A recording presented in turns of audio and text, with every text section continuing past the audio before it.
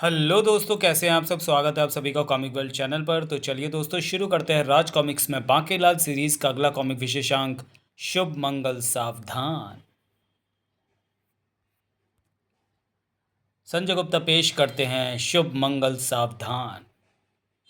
बांकेलाल ने विक्रम सिंह की मृत्यु के लिए योजनाएं बनाने के अलावा खुद के लिए एक नियमित काम और तय कर रखा था, और वो काम था हर रविवार को वन में जाकर आम खाने का। न जाने कितने अरसे पहले मेरी जीवा ने आम का स्वाद चखा था। कब से हार का स्वाद ही चख रहा हूँ। आज तो पेड़ के सारे आम खा जाऊंगा। पेड़ के नीचे गुठलियों का पहाड़ खड़ा कर दूंगा। झूठ मत बोल बांके, अभी पिछले रविवार को ही तो कमबख्त कत्लेआम मचा कर गया था तू यहाँ। खूनी हत्यारे, तू पेड़ से फिसल जाए, तेरी टांग टूट जाए और बेड़ा घर को जाए तेरा। तू लंगड़ा कर चले, तू वैसाखी भी न थाम सके, तेरे हाथ भी टूट जाए तो नरक में सड़े, सत्यानाश हो जाए तेरा और बेड़ा गर्क भी। कर कर बांकेलाल ने जैसे ये काम तोड़ने के लिए हाथ बढ़ाया, रुक जा दुष्ट, मुझे तोड़ने की कुछ चेष्टा मत कर। ये आवाज़ कहाँ से आ रही है? आम से? दुष्ट, हम आम ही बोल रहे हैं। तू हमें खाने आया था, क्यों ना हम ही तुझे खा जाएं। भूत, इस पेड़ में भूत है। मेरे भाई को तुम जैसों ने अचार बना डाला था, आज हम मानव का अचार बनाएंगे। हा हा हा हा हा हा हा। रुक जा दुष्ट, हम तुझे कच्चा चबा जाएंगे। भूत पिशाच निकट नहीं आवे, महावीर जब कथा सुनावे। ये है बजरंग बली, पिशाच गढ़ के भावी सम्राट को इन भूतों से बचा लो। हा हा हा हा हा हा हा। ये कौन हंस रहा है? पूरा जंगल ही भूतिया है क्या? Kit kit kit kit kit kit. कौन हो तुम? नंदू, नंदू फेकूचंद। मेरा नाम नंदू फेकूचंद है। भयभीत होने की जरूरत नहीं है युवक, वो पेड़ भूतिया नहीं है। आम की आवाज़ मैं निकाल रहा था। आम की आवाज़ तुम निकाल रहे थे? बाकेलाल के साथ मखौल कर रहे हो? आवाज़ मेरे इतने करीब से आ रही थी और तुम तो पेड़ से इतनी दूर खड़े हो। ऐसे आवाज़ फेंकने की कला कहते हैं बाकेलाल। अभी देखो तुम्हारे पाँव के पास के पौधे से आवाज़ निकालता हूँ। देख बे बाकेलाल, पीछे मत आइयो, कह देता हूँ अगर तूने मुझे कुचला ना, ठीक ना होगा, क्योंकि मैं कुचला जाऊंगा। पैर उधर कर ले बे, मैं खुजली वाला पौधा हूँ। ओ थारी जय हो, यो तो पौधे से सचमुच आवाज़ निकाल रिया है। तभी हाय हाय, ये आवाज़ भी तुम निकाल रहे हो क्या? नहीं तो। हे राक्षसों के देवता, झूम बराबर झूम, तारा तेरी परा जय हो। जल्दी से प्रसन्न होकर मुझे वरदान दो, वरना मैं फिर से तुम्हें अपनी राम कहानी सुनाऊंगी। वो राम कहानी जिसमें राम नहीं है। राम को छोड़िए जी, राम का नाम भी नहीं है। अजय राम के नाम को भी छोड़िए, आखिर राक्षसों की कहानी में राम के नाम का क्या काम? मेरा मतलब सास बहू वाला। तो फिर तुसी अगर प्रकट नहीं होते तो सुनो फिर से राम कहानी, यानी मेरे कमबख्त इश्क की कहानी। मैं वीर राक्षस कमबख्त इश्क पर लट्टू थी, सो उसे फांसने की नीयत से मैं जा खड़ी हुई इस राह में। बेबो मैं बेबो, दिल मेरा ले लो, दिल देने आई, ले लो जी ले लो। तो दे दो भाई, मैं फोकट की कोई चीज़ नहीं छोड़ता। ही ए सुंदरी बेबो, तुम्हारा नाम क्या है? ही बेबो। ही सुंदरी बेबो, मुझे पहली नज़र में ही तुमसे, यानी इस महीने का पहला प्यार हो गया है। मुझे भी तुमसे पहला प्यार हो गया है कमबख्त इश्क, क्योंकि तुम्हें फांसने के बाद तो मुझे पहले ही आठों प्यार बेकार लगने लगे हैं। क्या तुम मुझसे विवाह करने के लिए तैयार हो सुंदरी? पहले ये बताओ कमबख्त इश्क, कि तुम्हारे घर में नौकर नौकरानी, मेरा मतलब माता पिता है ना? मेरे माता पिता तो पहली बीवी ने ही धक्के देकर खदेड़ दिया था। मेरा मतलब उन्हें तो कब का शेरनी खा चुकी है। चलो कोई नहीं कोई नहीं, मेरा काम तो तुमसे ही चल जाएगा, क्योंकि तुम में मुझे जोरू का गुलाम बनने के तमाम लक्षण नज़र आ रहे हैं। तो मैं ये रिश्ता पक्का समझूं? बिल्कुल पक्का ही, मेरी खिचड़ी भी पक गई। इस तरह मेरा और कमबख्त का इश्क परवान चढ़ने लगा था। शाम सवेरे मैं बेबो बेबो कहूँगा, मैं अबे ओ अबे कहूँगी, और रात और दोपहर को क्या कहोगे कमबख्त? प्यार से कहा है, बुरा मत मानना। दोपहर रात और शाम सवेरे अब मैं बेबो बेबो कहूँगा। मैं बेबो का गुलाम बन के रहूँगा। आपके मुंह में घी कंकड़, मेरा मतलब शक्कर। मगर ये मेरी गलत फहमी थी कमबख्त। मेरे दिल पर छुरियाँ चलाने के लिए मेरी ही सौतेली बहन लोलो और छप्पन छुरी को मेरी सौतन बना कर ले आया। इसे खेल ना समझो सनम जी, मैंने तुम्हें प्यार किया। तुम जैसी भी हो, जो भी हो सनम जी, मैंने तुम्हें प्यार किया। फिर पहली वाली कलमुही का क्या होगा? वो खाना बनाएगी, झाड़ू फटका करेगी। तुम्हें मुफ्त की नौकरानी मिल जाएगी। मैं तुम्हारा कितना ख्याल रखता हूँ। झाड़ू से तुम्हें इस चुड़ैल को पीटूंगी और पानी फेरूंगी तुम्हारे इरादों पर। बेबो, मेरा नाम एवं ही नहीं है। घर, ये क्या कर रहे हो बेबो? घर आई घर की मालकिन का कोई ऐसे स्वागत करता है क्या? झाड़ू की तीलियों से इसे मोरनी बना रही हूँ जी, फिर इसे बागों में नचाऊंगी। आप बीच में मत पड़ो जी, इसको तो मैं देखती हूँ। ये क्या मुझे मोरनी बनाएगी? मैं इसे चील बनाती हूँ। जैसा तुम कहो भगवान। आ आई, लो चिल्ला पड़ी, बन गई ना चील। वैसे भी ये तुम दोनों का मामला है, मैं क्या कर सकता हूँ, नज़ारा देखने के सिवा है, कब से बिल्लियों का धुंध नहीं देखा था। पर मुआ सत्यानाशी बेईमान कम का तेज के झूठ बोल रहा था। वाह सुबक सुबक। कितनी दुख भरी कहानी सुना रही हूँ, हे देवता, कम से कम हस्त पहुँच देने के लिए तो प्रकट हो जाओ, फिर भले ही चले जाना, अगर मैं जाने दूँ तो। मेरा मतलब हस्त पहुँच मतलब रुमाल। हाँ तो मैं सुना रही थी राम कहानी। हाँ तो वो मैं बता रही थी कि वो कमबख्त इश्क पूरा कमबख्त ही निकला। वो कमबख्त का मारा तब तक तो मूक दर्शक बना नज़ारा देखता रहा जब तक कि मुझे 56 छुरी पीट रही थी। पर जैसे ही मैंने बेबो दांव मारा, जैसे ही मैंने 56 छुरी की पिटाई शुरू की। ये क्या कर रही हो तुम दोनों, लड़ाई झगड़ा अच्छी बात नहीं होती। हाँ नहीं तो देखो जी, मैं कह ही देती हूँ, ऐसे नहीं चलेगा। तुम हम दोनों में से किसी एक को चुन लो, फैसला कर लो। तो कर लिया फैसला, मेरे साथ गुफा में रहेगी छुरी और तू जाएगी बाहर। नामुराद कमबख्त ने मुझे धक्के मारकर और लात मारकर गुफा से खदेड़ दिया, पर मैं पीछे नहीं रहने वाली थी। मैं भी कसम खाती हूँ कि मैं भी दूसरी शादी करके रहूँगी। हाँ जी हाँ, देख लीजिए। ओए जा, ओए मैं भी देखती हूँ तो कैसे गलती है थारी दाल। मैं तेरी दूसरी शादी होने ही ना दूंगी। जिसने थारे से शादी की उसकी खैर नहीं, क्यों कमबख्त? जैसा तुम कहो भाग्यवान। मेरी जलन और सौतेली बहन बचपन से मुझसे जलती आ रही थी। नाच पीटी कमीनी कलमुही मेरी खुशी उसे फूटी आग भी नहीं भाती थी। आखिर मैंने एक मुर्गा, मेरा मतलब दूल्हा, फांसा अपने लिए, परंतु मैं तो हार गया कमबख्त। मुझे मार गया कमबख्त। और तब से प्रभु वो कमबख्त हर बार मेरे फांसे शिकारों, मेरा मतलब दूल्हों का शिकार कर जाता है। बार बार ये नाइंसाफ़ी मैनू नहीं चाहती है। हे असुरदेव, झूम बराबर झूम तारा, प्रकट होकर मुझे वरदान दो ताकि मैं कमबख्त और छुरी से बदला ले सकूं और सदा सुहागन बनी रहूं। किसी की भी राम कहानी में बाकेलाल को अपनी योजना की टांग जरूर नजर आ जाती है। कमबख्त इश्क हर बार बेबो के दूल्हों का वध कर जाता है। अगर बेबो की शादी हो जाए मोटे मुच्छड़ मनूस के साथ तो मजा आ जाएगा। क्योंकि शक्तिशाली राक्षस कमबख्त इश्क का मुकाबला जब अब तक कोई भी राक्षस न कर पाया, तो मोटा क्या खाकर करेगा। तब तोड़ी उसकी गर्दन समझो।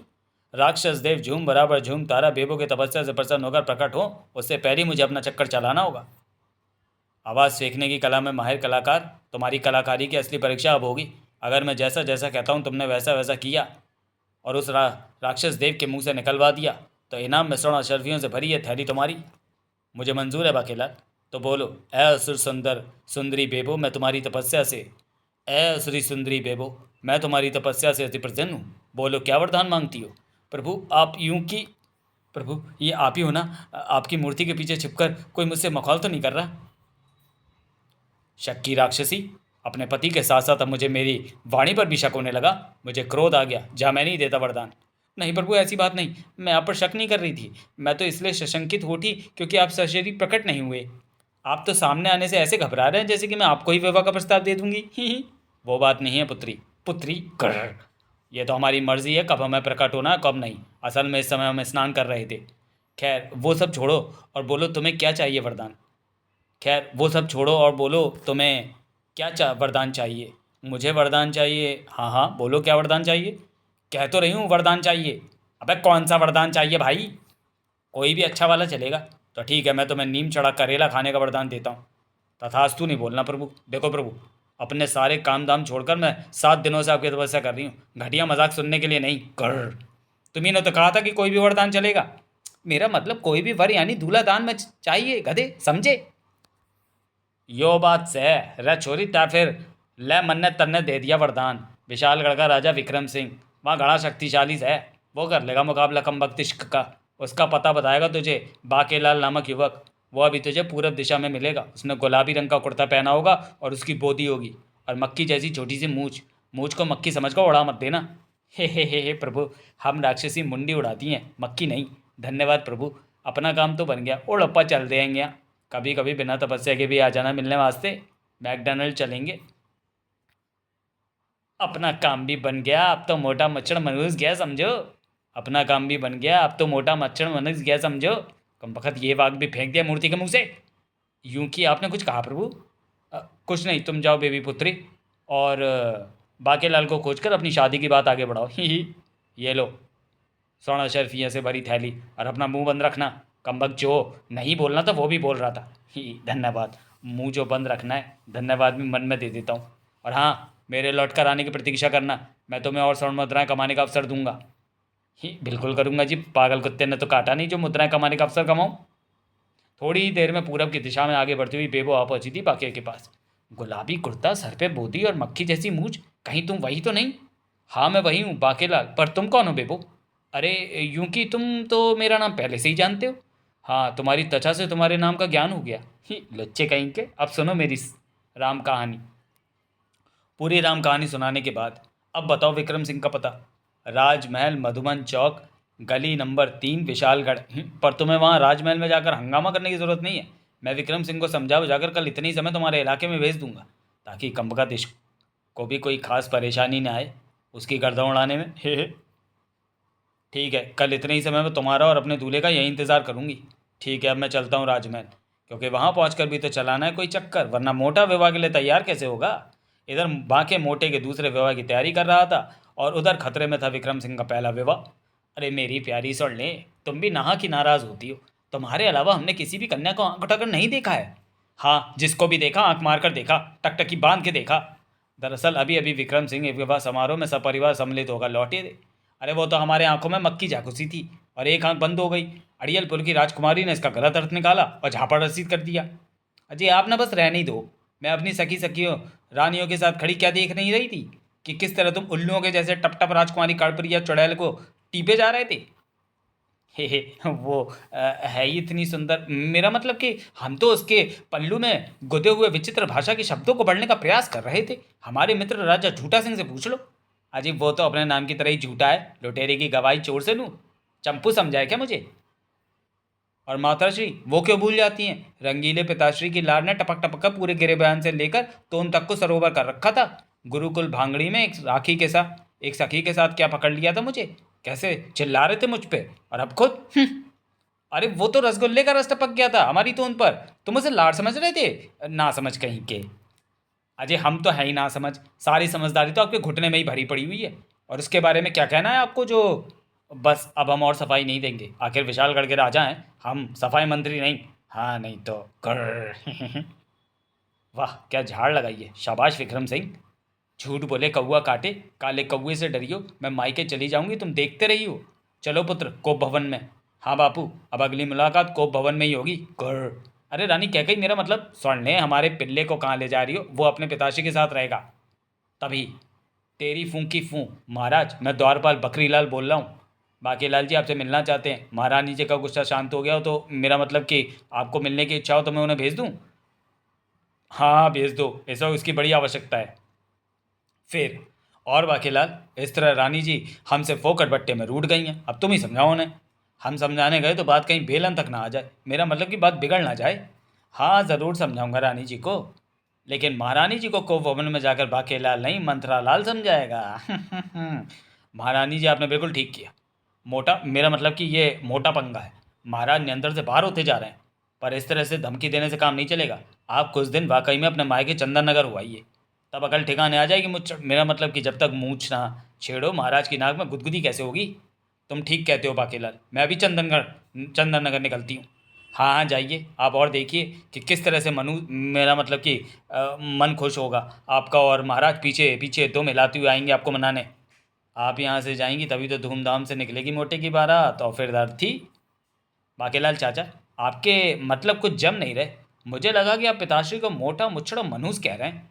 अरे नहीं राजकुमार, ये सब तो अपशब्द होते हैं। महाराज के लिए मेरे अलावा, मेरा मतलब कि मेरे समेत पूरे विशालगढ़ में ऐसी जरूरत कोई नहीं कर सकता। बाद में महाराज, मैंने महारानी जी को समझाने की बहुत कोशिश की, पर वो तो समझने को तैयार ही नहीं। महाराज, पुरुष होते हुए हर बात पर झुकना आपको शोभा नहीं देता। रानी जी तो रानी जी को कुछ दिन मायके में बिता लेने दीजिए, अकल ठिकाने आ जाएगी। तुम कहते हो तो फिर ठीक है बाकेलाल। और इस तरह से मंथरा लाल ने विक्रम की शादीशुदा जिंदगी में लगा दी थी आग। महारानी अपने पिल्ले मतलब कि पुत्र के साथ अपने मायके रवाना हो गई हैं। अब चलाना है मोटे की शादी का चक्कर। शुभ मंगल सावधान। वो मारा। 2 घंटे बाद। कलाकार सुनो, तुम्हें अब क्या करना है? समझ गया बाप पे? और मेरा इनाम मिलेगा, अगर तुम्हारा अभिनय ज़बरदस्त रहा तो दुगना इनाम मिलेगा। बाकेलाल, रानी के बिना हमारा जी नहीं लग रहा, तुम्हारी सलाह हो तो हम उन्हें वापस बुलवा लें। रानी के वियोग में हम 30 केले छील चुके हैं। ऐसा अनर्थ ना कीजिए महाराज, स्त्रियों के सामने इस तरह कमज़ोर पड़ेंगे तो वो आपको पालतू कुत्ते से अधिक ना समझेंगी।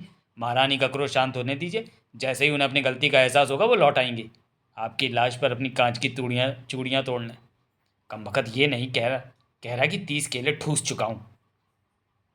तभी वहां गूंज उठी वो आकाशवाणी, राजा विक्रम सिंह, तुम पर ऋषि तुनक मिजाजाचार्य का श्राप योग चल रहा है, इसलिए तुम्हारी अपनी पत्नी से विछोह हो गया है। पिछले जन्म में तुम असुर थे और तुम्हारी जान बचाने के लिए एक राजकुमारी बेबो ने तुमसे विवाह किया था। इस जन्म में उस राजकुमारी ने राक्षसी कन्या के रूप में जन्म लिया है। लुटिया डुबोना चाहते हो तो मेरा मतलब कि उसका कर्ज तुम्हें उतारना होगा उससे विवाह करके, वरना उसके श्राप से तुम्हें आजीवन पत्नी वियोग सहना पड़ेगा और संतान वियोग भी। हे। विक्रम सिंह, वो राक्षसी बेबो है जो तुम्हें पंगेड़ी घाटी में मिलेगी। नहीं। क्यों नहीं महाराज? मेरा मतलब क्या नहीं? बेबो से शादी करने के लिए नहीं या फिर पत्नी वियोग के लिए नहीं?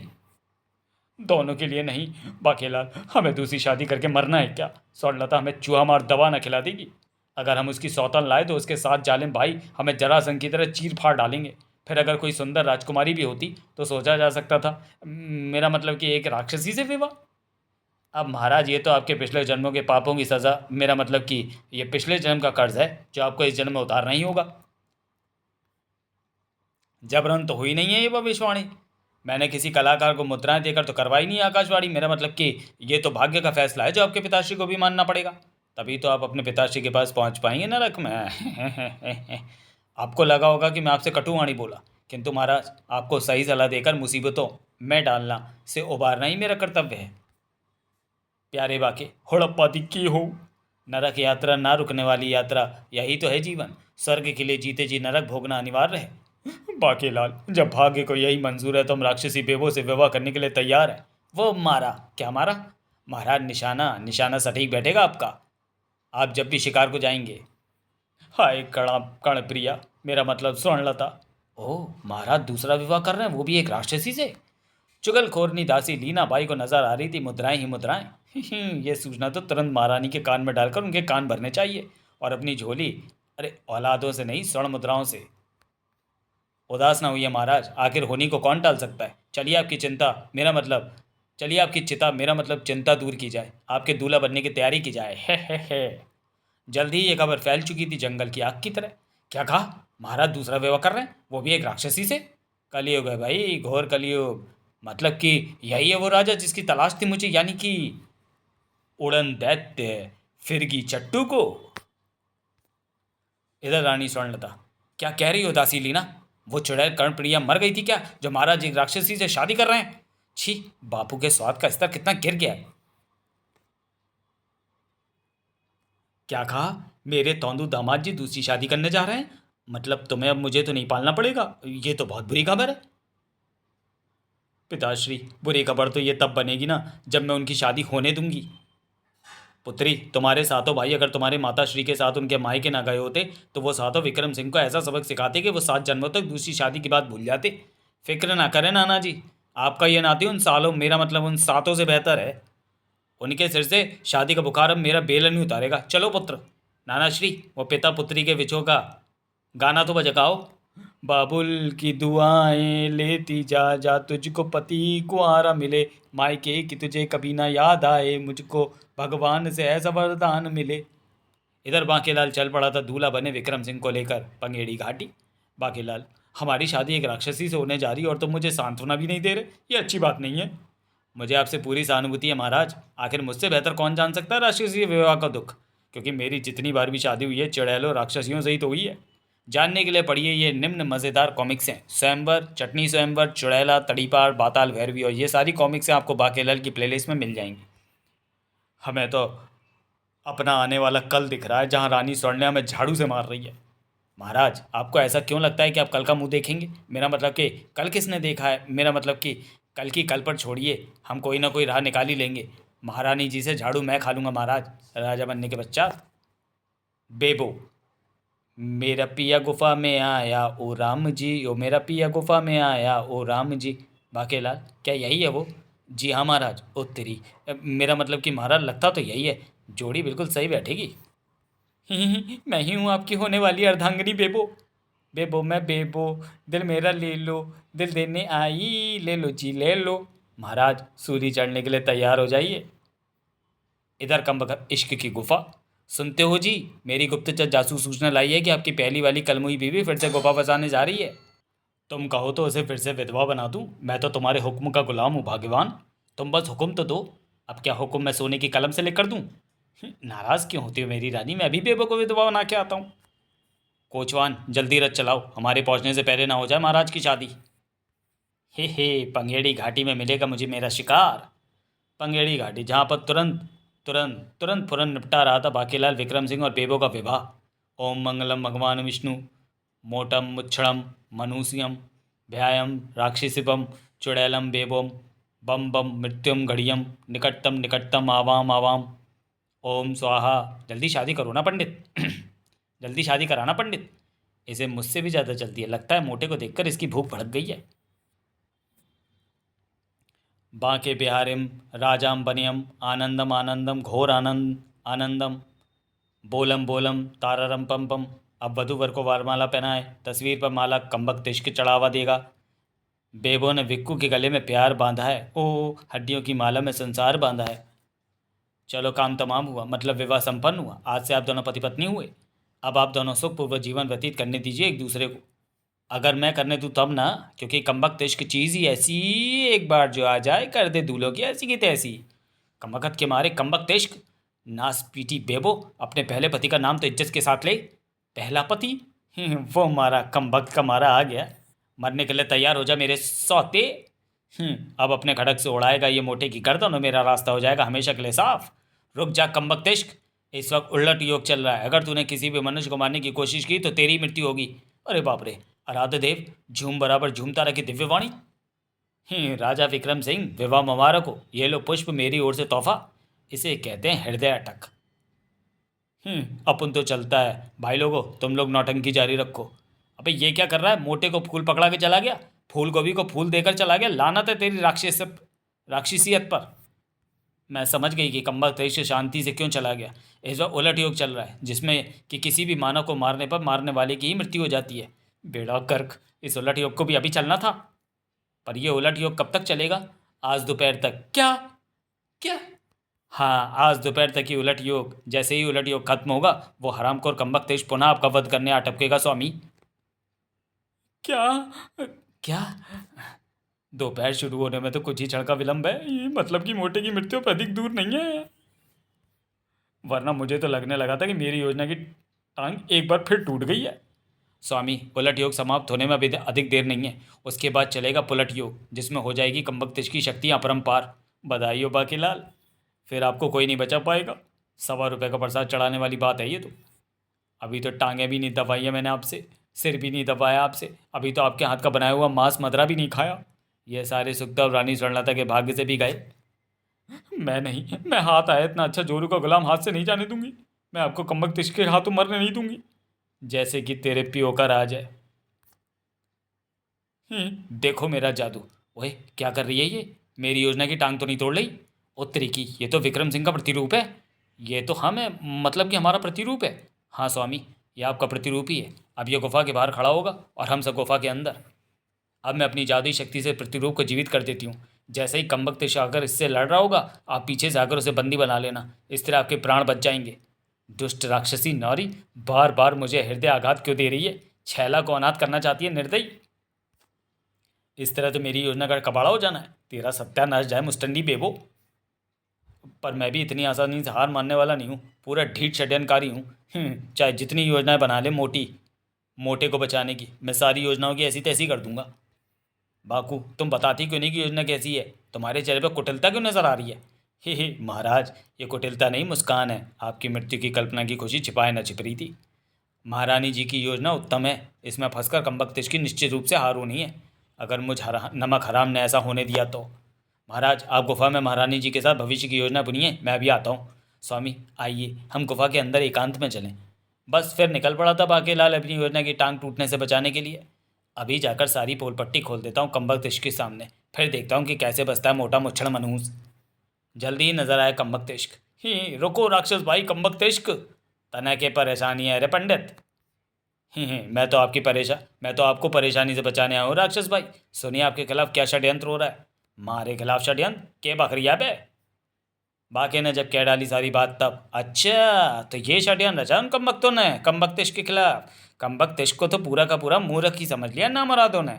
वो मोटा तो कह रहा था कि एक हफ्ते से मंजन नहीं किया है, और आपके पास आती ऐसी बदबूदार सांस छोड़ेगा कि अगले जन्म में भी होश नहीं आएगा आपको।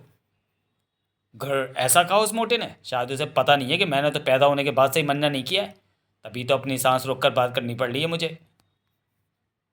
अजी तुम ना बस बतौलेबाजी में लग रहे हो। मैं पूछती हूँ कि उलटिया खत्म हुआ या नहीं। प्राणेश्वरी, तुमने क्यों गुफा से बाहर आने का कष्ट किया? जानी, इन पैरों को जमीन पर न रखो वरना वो मैली हो जाएंगी जमीन।